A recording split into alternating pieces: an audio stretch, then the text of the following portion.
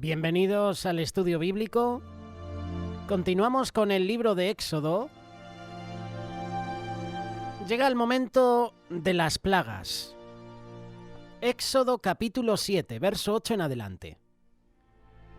Antes de comenzar las plagas, Dios manda una advertencia acompañada de una señal. Este es un patrón que se mira a lo largo de toda la Biblia. Dios nunca envía juicio sin antes hacer una advertencia. Te invito a que leas Amós capítulo 3, versículo 6 en adelante. La primera señal que Dios hizo delante del faraón es la que le enseñó a Moisés delante de la zarza ardiente. Esa señal fue una respuesta a la demanda del rey, quien pidió una señal. Vamos a leerlo. Éxodo capítulo 7, versículo 8.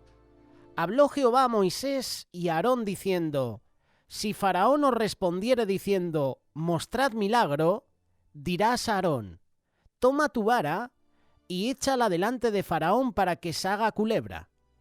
Vinieron pues Moisés y Aarón a Faraón e hicieron como Jehová lo había mandado. Y echó Aarón su vara delante de Faraón y de sus siervos, y se hizo culebra. Un dato curioso es que en hebreo no se utiliza la palabra común para serpiente. En hebreo, serpiente es nahash, sino que se usa la palabra tanim, que también se puede traducir como monstruo marino, serpiente marina, dragón o chacal. Algunas versiones bíblicas lo traducen como cocodrilo, y esto nos lleva a pensar que esta señal puede estar vinculada con el dios cocodrilo llamado Sobek, que era considerado como el dios creador del mundo y del orden cósmico. La transformación de la vara en una serpiente marina, o lo que sea, impresionó a todos, pero el rey lo desestimó. Lo desestimó porque los propios magos de Egipto también podían hacer lo mismo. Yo me pregunto cómo lo hicieron. ¿Cómo convirtieron una vara en una serpiente? No sé qué trucos harían estos, entre comillas, magos de Egipto. Éxodo capítulo 7, verso 11. Entonces llamó también Faraón sabios y hechiceros, e hicieron también lo mismo los hechiceros de Egipto con sus encantamientos. Ahí está la clave, encantamientos. Eso es manipular la realidad. Y yo me imagino a estos hechiceros echando humos, polvos, y de repente meter una serpiente o algo por medio. De hecho, hay una película de dibujos animados infantil, El Príncipe de Egipto, que los hechiceros, los brujos, estos magos de Egipto, hacían encantamientos, manipulaban un poquito la realidad, hacían cosas para un poquito manipular la vista, la mente de las personas. Aún así, Dios no dejó pasar la oportunidad para mostrar su poder y su superioridad. Éxodo capítulo 7, verso 12. Pues echó cada uno su vara, las cuales se volvieron culebras, mas la vara de Aarón devoró las varas de ellos.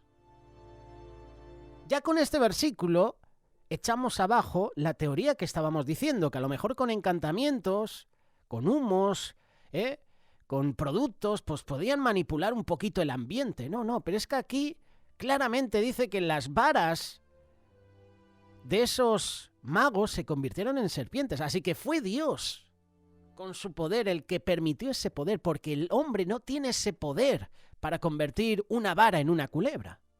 Es Dios el que lo permite. Así que Dios permite que esas culebras de estos hechiceros, de estos magos, se conviertan en serpientes para que vea Faraón el poder de Dios. ¿Y qué hizo? Cada uno echó su vara, las cuales se volvieron culebras, mas la vara de Aarón devoró las varas de ellos. Y a pesar de esto, el Faraón no cedió ante esta muestra de poder. Versículo 13.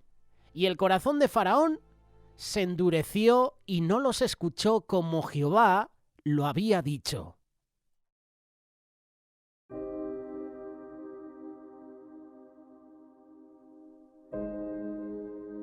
Esta es la primera señal. Pero ahora vamos con la primera plaga. Y la primera plaga fue la de sangre. Éxodo capítulo 7, versículo 14. Dado que el faraón no creyó ante la señal de la vara, el Señor comenzó a mandar las plagas una a una. La primera tocó el río Nilo, que era una de las fuentes de vida de todo Egipto. Es decir, que esa plaga que envió Dios, la plaga de sangre, la primera, iba destinada al supuesto dios del Nilo. Para los egipcios el Nilo era un dios. Entonces Jehová dijo a Moisés: el corazón de Faraón está endurecido y no quiere dejar ir al pueblo. Ve por la mañana Faraón, he aquí que él sale al río, y tú ponte a la ribera delante de él, y toma en tu mano la vara que se volvió culebra. Algunos comentaristas dicen que el faraón iba todos los días al río Nilo para hacer sus necesidades biológicas, es decir, para ir al baño. La Biblia no dice nada al respecto.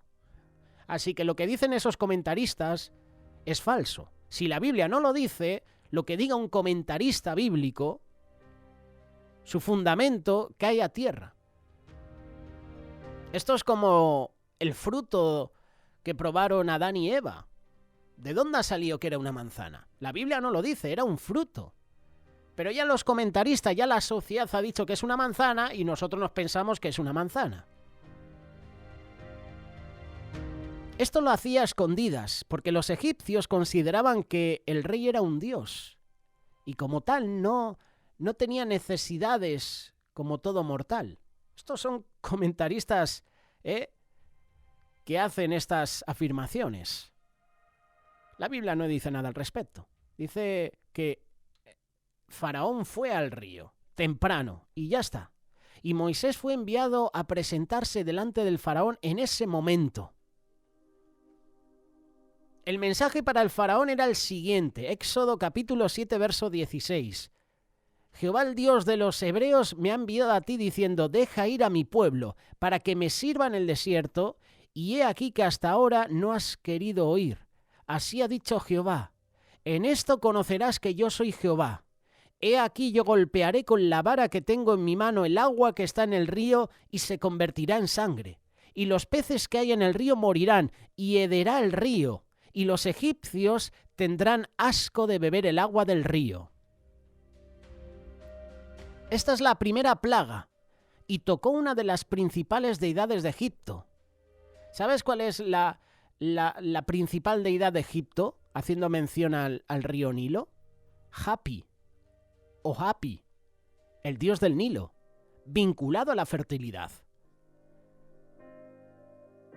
¿Dónde estaba el dios del Nilo? ¿Pudo hacer frente al poder de Dios? No. Hay una profecía muy interesante de Ezequiel que habla en contra del faraón y se refiere a él como el gran dragón.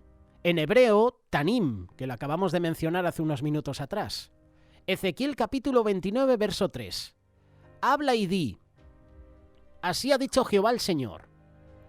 He aquí yo estoy contra ti, faraón, rey de Egipto, el gran dragón que yace en medio de sus ríos, el cual dijo: mío es el Nilo, pues yo lo hice.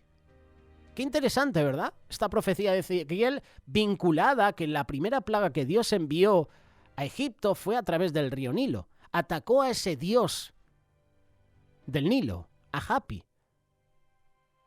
Esta profecía es sobre los últimos tiempos, cuando Dios castigará a Egipto por lo que hizo a Israel. Profecía que puedes leer, Ezequiel capítulo 29, versículo 3. El agua se convierte en sangre. Y regresando a la historia vemos que la primera plaga tocó el río Nilo. Era lo más sagrado en Egipto. Pero la plaga no solo tocó el río, sino toda fuente de agua, incluida el agua que estaba en las casas. Y Jehová dijo a Moisés, versículo 19, toma tu vara y extiende tu mano sobre las aguas de Egipto, sobre sus ríos, sobre sus arroyos, sobre sus estanques, sobre todos sus depósitos de agua, para que se conviertan en sangre, y haya sangre por toda la región de Egipto, así en los vasos de madera como en los de piedra. Y Moisés y Aarón hicieron como Jehová lo mandó, y alzando la vara, golpeó las aguas que había en el río, en presencia de Faraón y de sus siervos, y todas las aguas que había en el río se convirtieron en sangre. Asimismo, los peces que había en el río murieron, y el río se corrompió. Se corrompió tanto que los egipcios no podían beber de él, y hubo sangre por toda la tierra de Egipto. Para los israelitas fue significativo ver el río Nilo teñido de sangre, porque muchos años atrás el río se bañó de sangre hebrea cuando el faraón mandó a matar a los bebés varones de los israelitas. ¿Recuerdas este pasaje? Éxodo capítulo 1, verso 22. A pesar del milagro, el faraón no se impresionó porque sus magos hicieron un truco similar. ¿Qué utilizaron? No lo sabemos. ¿Edulcorante? No lo sé. ¿Colorante? No lo sé. Intentaron imitar. Hicieron un truco similar. Por lo tanto, el rey endureció su corazón. Versículo 22 y 23. Y los hechiceros de Egipto hicieron lo mismo con sus encantamientos, y el corazón de Faraón se endureció y no los escuchó como Jehová le había dicho. Y Faraón se volvió y fue a su casa y no dio atención tampoco a esto. Esto pasó en tiempos de Jesús. Para Faraón esta era normal. Lo hacen estos hechiceros, no hay problema. Me voy para mi casa. En tiempos de Jesús, el Mesías hacía milagros, hacía sanidades y aún así había incrédulos. Aún así estaba Tomás entre los discípulos, incrédulo también, que vio los milagros pero aún no creía. ¿Qué decir de los fariseos que cuestionaban los milagros de Jesús? Al ciego de nacimiento le hacen un interrogatorio y va a sus padres, los fariseos, preguntando: ¿de verdad vuestro hijo nació ciego? Dudando del milagro. Ya en tiempos de Jesús la gente dudaba de los milagros de él.